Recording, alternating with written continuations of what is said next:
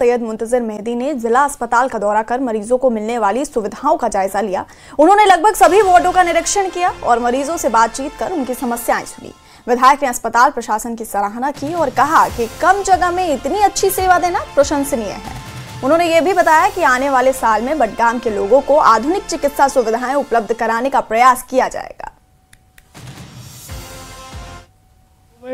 सेहत जो बडगाम कॉन्स्टिट्यूंसी का है, ये उन शोबों में है जो काफ़ी खस्ता है और जिस हिसाब से होना चाहिए था, जिस हिसाब से ये बीमारदारों को टैकल करना था इस हॉस्पिटल को, इस हिसाब से नहीं हो रहा है।